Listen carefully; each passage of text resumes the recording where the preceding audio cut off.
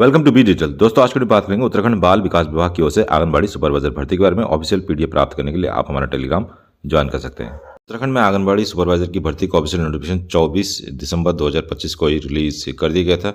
इसके online form को 25 दिसंबर 2025 से लेकर 24 जनवरी 2026 तक आप wecdscheme.in की वेबसाइट से विजिट करके फॉर्म अप्लाई कर सकते हैं।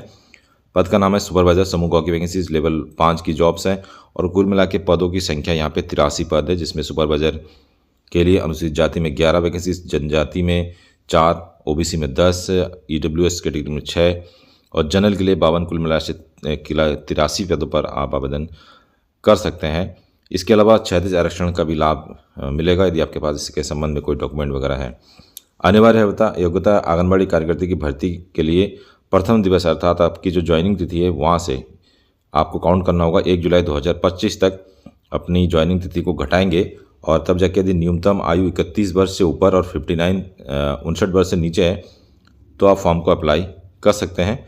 और चयन प्रक्रिया केवल आंगनबाड़ी कार्यकर्ता ही होंगी, अर्थात फ्रेशर इसमें अप्लाई नहीं कर सकते। जो ऑलरेडी आंगनबाड़ी कार्यकर्ती है वही इसमें आवेदन कर सकते। और दूसरा जो कंडीशन है 10 वर्ष की निरंतर संतोषजनक सेवा, कोई इसमें व्यवधान नहीं होना चाहिए। 10 वर्ष संतोषजनक सेवा वाले जो अभ्यर्थी है वही इस फॉर्म को आवेदन कर सकते हैं। तीसरी जो कंडीशन है, आपके पास विश्वविद्यालय, किसी भी विश्वविद्यालय से स्नातक की उपाधि होनी चाहिए, चाहे बीए हो, बीकॉम हो या फिर बीएससी हो, तो आप इस फॉर्म को अप्लाई कर सकते हैं। तो ये 2-3 कंडीशन है, तीनों कंडीशन आपको फुलफिल करना होगा।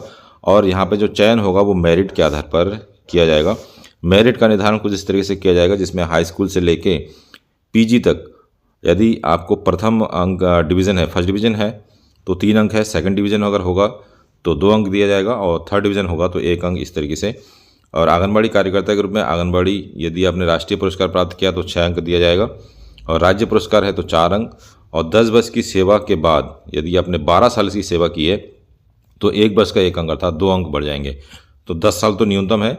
इसके बाद जितनी एडिशनल सेवा आपकी होगी, मान लीजिए आपने 20 साल सेवा कर चुके हैं तो 10 अंक यहाँ पे जो है आपके एक्स्ट्रा हो जाएंगे। और इसके अलावा यदि समाजशास्त्र या फिर गृह विज्ञान में किसी अभ्यर्थी का विश्वविद्यालय से स्नातक की उपाधि है तो एक्स्ट्रा 1 अंक आपको यहाँ पर दिया जाएगा। आवेदन प्रक्रिया पूरी तरीके से ऑनलाइन है और उसके लिए आपको wecdscheme.in के वेबसाइट पर जाना होगा। इसका लिंक आपको हमारी वीडियो के डिस्क्रिप्शन में मिल जाएगा। यहाँ पे जो भी वांछित अभिलेख है वो अपलोड कर दी गई है, इसको आप दोबारा से चेक कर सकते हैं, एडिट कर सकते हैं। आपको एक आईडी आंगनबाड़ी केंद्र की मिली होगी, उसी से आप इसको लॉगिन कर पाएंगे और लॉगिन करने के बाद ही आपको अपनी सुविधाएं जो समस्त डॉक्यूमेंट है उसको दोबारा से वेरीफाई करना होगा, मतलब कि उसको चेक करना होगा। कोई आपको लगता है कि किसी डॉक्यूमेंट को नहीं चढ़ाया गया तो आप उसको एडिट कर सकते हैं। ईडब्ल्यूएस कैटेगरी यदि आपके पास है तो इसका प्रमाण पत्र आपको बनाना होगा। इसके अलावा यहाँ पे बताया गया कि संबंधित कार्यकर्ता द्वारा स्वयं की डिजिटल पत्रावली में पूर्व में अपलोड की गई सूचना सही या वैध न होने पर डिजिटल पत्रावली में अपलोड की गई सूचना को एडिट बटन द्वारा आप इसको संशोधित कर सकते हैं। और आवेदनकर्ता कार्यकर्ता द्वारा समस्त सूचना सही पाए जाने पर आपको ऑनलाइन ही सबमिट बटन, एक घोषणा पत्र होगा, प्रारूप पर हस्ताक्षर करके आपको सबमिट बटन पर क्लियर करना होगा। सबमिट बटन यदि आप क्लिक कर देते हैं उसके बाद जो है एडिट आप नहीं कर पाएंगे, तो ये भी आपको ध्यान रखना होगा।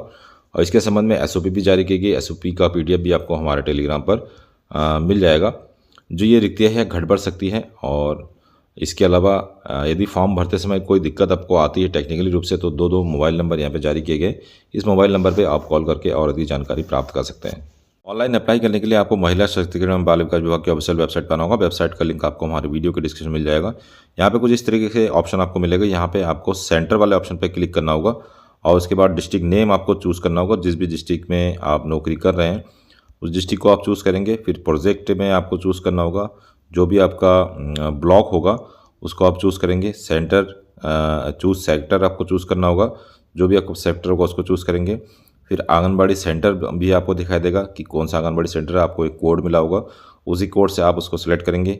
उसके बाद आपको एक लॉगिन पासवर्ड मिला होगा विभाग की ओर से, उसको आप यहाँ पे फिल करके लॉगिन कर सकते हैं। और उसके बाद आपने जो भी डॉक्यूमेंट विभाग को प्रोवाइड कराया होगा वो आपको यहाँ पे दिखाई देगा, उसको चेक करेंगे। और चेक करने के बाद उसमें यदि आपको एडिट करना हो तो वो एडिट भी कर सकते हैं। उसके बाद घोषणा पत्र अपलोड करके आप फाइनली सबमिट कर सकते हैं। इसको करने के लिए काफ़ी टाइम है तो ध्यान से आप इसको करिए, कोई जल्दीबाजी ना करिएगा। यदि कोई गलती हो जाती है, क्योंकि एक बार आप सबमिट कर देंगे फॉर्म तो दोबारा आप उसको एडिट नहीं कर पाएंगे, तो सारी चीज़ें देख के विभाग से पता करके तब जाके आप फॉर्म को कन्फर्म करिएगा।